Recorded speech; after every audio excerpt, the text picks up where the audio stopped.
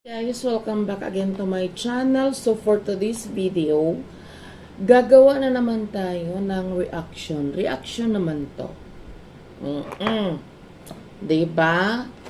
So, ngayon gagawa tayo ng reaction ulit. Oo, reaction.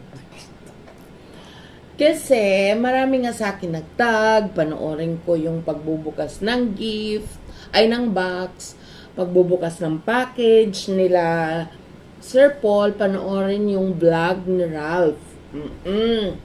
Ni Rebecca. So, ayun na nga guys, pinanood ko. So, ang masasabi ko, nasampal na naman tayo ng katotohanan. Diba? Kumusta yung mga sabihin natin na mga agents or mga nagko-comment sa vlog ni Sir Paul na wag mo nang balikan yon, wag mo nang pansinin yon si Krishna, ganyan-ganyan, galaw-gaw, etc., etc. At saka sa doon sa isang reactor ko, no.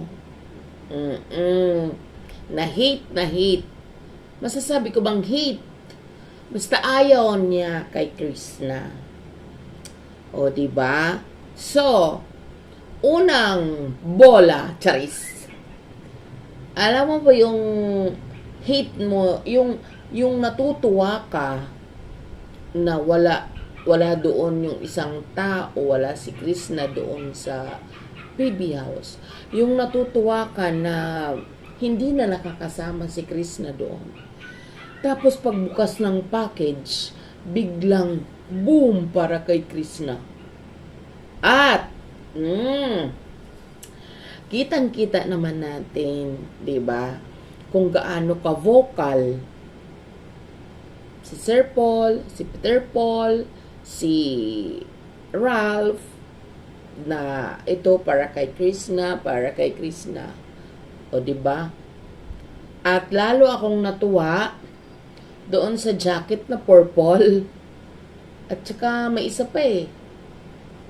May isa pang jacket ba yun? Or blouse na parang ganyan. Nasabi ni Sir Paul, ito kay Krishna lang to kasi mahilig to siya sa ganon. Anong masasabi niyo dun? Diba?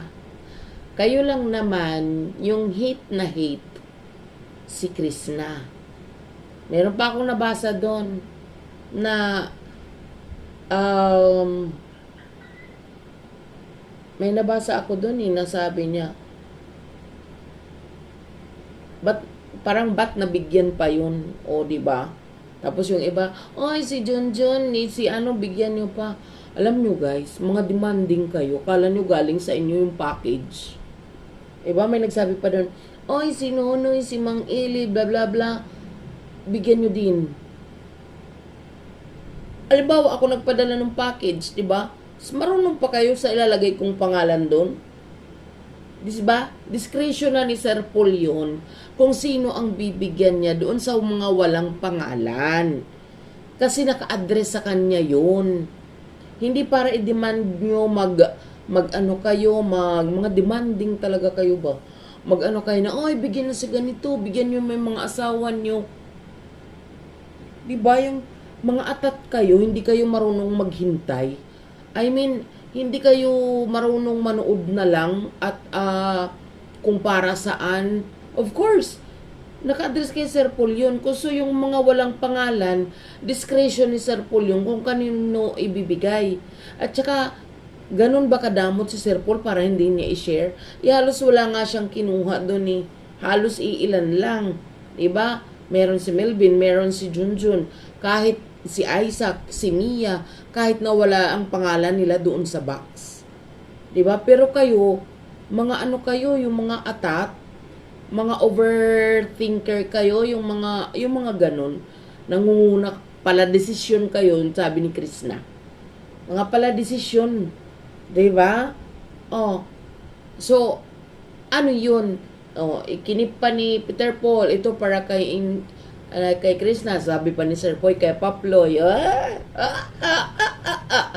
Alam nyo, kayong mga nambabasa kay Krishna, yung mga nagpe-pray na wag nang bumalik doon si Krishna, nasisampal kayo ng katotohanan sa totoo lang.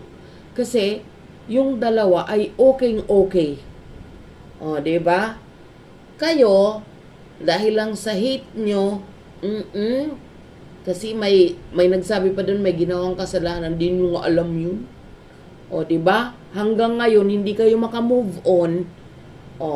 Pero, si Sir Paul, di ba, naiisip si Krishna.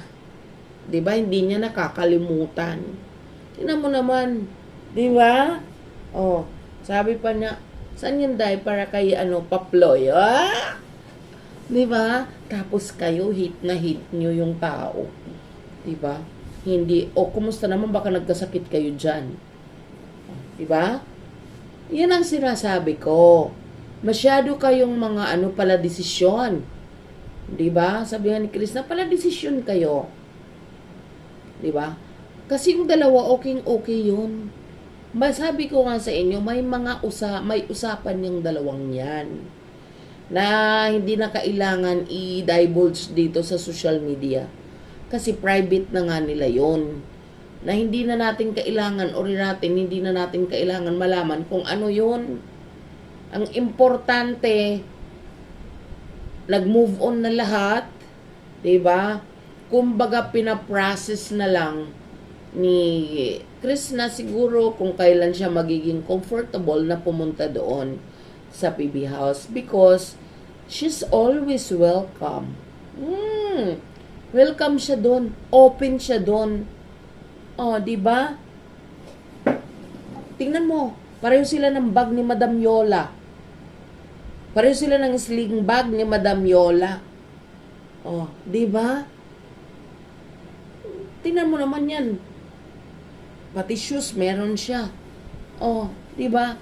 Kasi dati hindi nila 'yun ibo-voice out kahit na meron para kay Krishna. So ibig sabihin ngayon, okay na nga sila.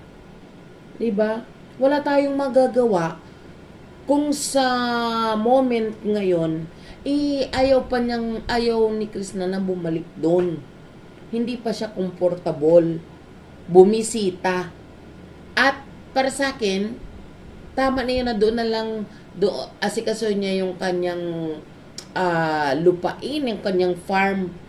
'Di ba? I-landscape niya katulad ng PB House. Pero okay na sila.